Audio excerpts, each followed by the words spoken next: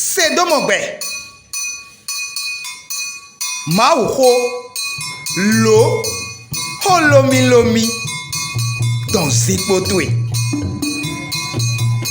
Jean il fait. Sédomongbè. Maouho flagbedi do Fongbé.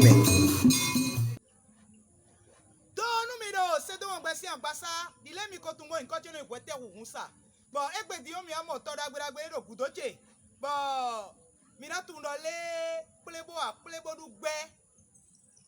Houètèhou Adonaï. Ewe mi de do se me poji si kan me DPK 18 de ino aro kwe vi dagbedagbe ba bo na du bol na meto ina fa. Dile che o fa di mo ro koro mi gbo bo no aze fi wo amba dodo. Ere, mi do gbe nu mi ra ho camel disu yin gana horo poro pegbe fie. Bona jenu iwa mi ton egbe ton ji eye do Joshua bodo wedo tole o guliti je no do mi mamwa hu we ma guliti to hu mi na kendo do egbe pemene o me de tun me nla trolo mo ile no do gbo pa o no do le Samuel enla we ma mo koton eto ye we hu mi tun amo o bo wa nu nyade dali ti gbo me we e ma tra di bo e di sunu anu e chiri nu nla to e di nu nla to pere do o wedo tole si wenu si nu iwa we nu mo koton si nu iwa wenu e nu mo koton jo bo nde ganji abo nde jiro medio me ono dosi ene bo nyade timbo eno yole do elimeleki o eda si ro ko be lo do Naomi bo emewele o chaka kan jendaji do o Jerusalem o ye lo Bethlehem o ye wa dede lobo pakadafo fite kaine ye Moabu to me do no adoje to mo no le àwọn monde mo adu aje o ana ten ke to to si pegbe o no ise igbe monde nu ama gbe du ame ma mo de anogbede o ane ye mewele yi yi o ye yi podo vie to wepo vie to sunu we eje don Elimeleki o to ku we azana ikwe na yi o fi sunu me ho lo elo si alo da fi me ba ene do e o vi sunu we go lo eso san ba jonu nu kara imo vi wele bi ko su bo da si we asi mero poto no opa bo asi me we go to no guliti mo fie ni ko guliti o ton de one ete ka jo kaka be ado iko enenu we ma mo koton elo lenu asali bo ko ingbe bonu fie apo ingbe o ama so tun o ene o fie egosi o ko so budo me a nyane we yamlo bo so ali bo di dobo jamlo doji Naomi wa note lobo ni tawe kaka boro to me die wa do to budo mi me ene we wa fi je wele lo de die mate jivi lo gwe chogo yin matin to e asuche olo ne ojo mi done na gba le ko bo iwe e do monu fiton sile do eyo e kale lo e je nbodo mi mo mi ro fidian nko po mo so si do vi na wa jiwe abonu katre wa jivi we yo kwete nu vi jele na le asu bo mi dele mi na level amodimbo na so di no so asu lohun mi wa dede bo ito mi ton ko no mi ton ko pe bonu gbe ni yonu mi wa nde idonu mi a mo na omi do ne bo huliti do ka camera kame epe eje video emi na je do mo ton na yin mo emi ton bo togun ton na yin togun emi ton mi na mo le we ma ene o eno ka we bo ndole eja lo na wuli gbero agumi to le me egbe o bono dole Miami o gba ma je yo to enu ma o to enayin ma o che togun to enayin togun che we ma ene mewe mo gbe mo koton egosi ba egosi tombo wa opa ye yi bo kuliti oje Naomi ogudo lobo wai e wa je te o e wa je Bethlehem o Naomi wa bo ere o mi ma so lo mi do Naomi o mi lo mi do mala ta ko mi mala o me gbe do ya na gbe o vle nuche eti ama vive do mi gbe yo mi do ama vive pon ah me de na yo ama vive asia do Jesus sin come hu wenu nu achi mo bo e wa we yo yonu o ma jegbo ton kuliti ma jegbo ton bo wa e do Israeli to me o ya gbade ayi kunde bu be ya je yin o eno chanweli ya eno joweli odobo asuku sile memado medele ye no wa chanweli monkoton nyonu kuliti wa do bi okle le me bro weli ton chan e me na we bro me vika yene pero ama gboje e me kuliti ne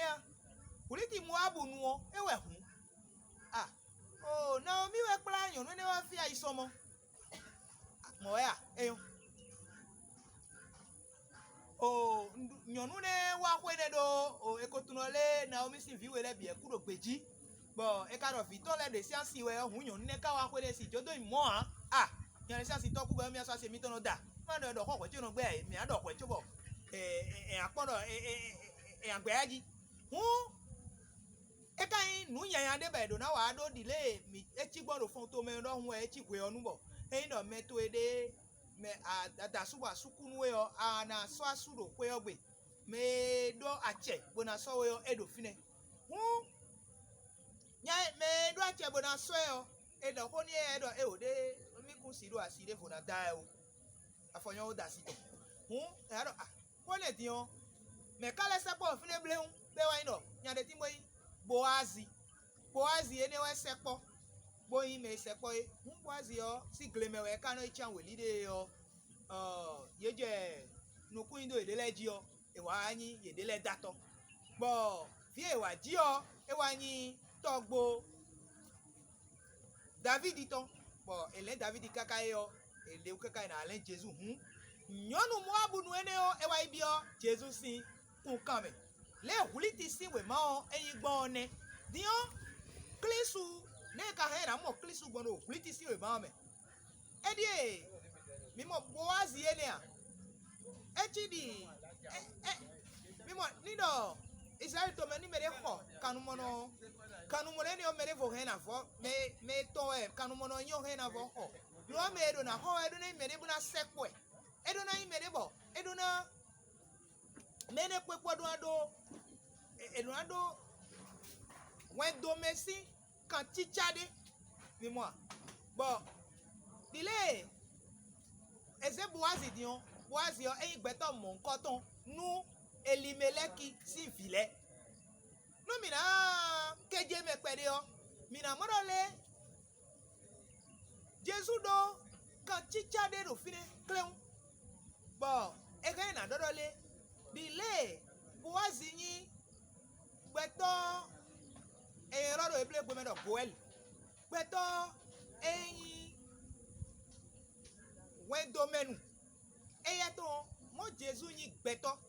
chobo kalevo yin ma wo ne lobo wa kudo tami to me lobo ho mi evo mi ho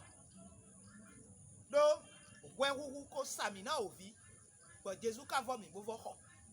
mi mo eni o wa yo uliti si o ma e we ma bo di guardian mi na bia mi dole mi ni kawe mo nkan to do nu ede nu yede mi o ewe a mi ale do nu yede fo dio mi adodole uliti yo mo wa bunu e wa ton do Jesus siku kame ekla gan dole mi kundo hudo buna Israeli vi wa chobo na yi ma ovi o en dole mi di nu Jesus bo so yo do me kule kan to mi to do won ene o mi na yin ma ovi ma odo ma o no ke aloton bo na yi mi di vi ton do mo ro po mere bude bo igbe to pa po won mere bude bo igbe to ma wo e ma blo ti to de do jiton Naomi o e ko morole nu bi kwi ofo asu okudomi asu as vije wele lo ntonado vivina mo do gba me nso si tun wa jo fine jende kaka cho be levo ji vivu do kwegbe ni nu bo me sem boazi yin Naomi si via amo medebu si ugbadole vivu ene viene jiro kuliti si komeo ekui vivu to wa hunu na nu debu me gbodi me adeo tunole ma wo eblo titoton bona dewe si me dandan no Jesus sin come hu enole mina yiji mi jete egbeton fifo ejenere mi no pla mi do nu iwa mi to le me do YouTube jiwe a do Facebook jiwe a mi ma lo bonu mi no ayi gbeto gudo to eno monu elole o mi ni menu ko to eno mo le ni o to o fi de fine bo mi zion mi na no pla mi to egbeton so mo na wuwe a Diavi awadagbe hunsa ewe do mo jitan bo mi doro gbete si ebro mi mo mi epodo ye ipo bona to gbe ni sedo brando le afita inu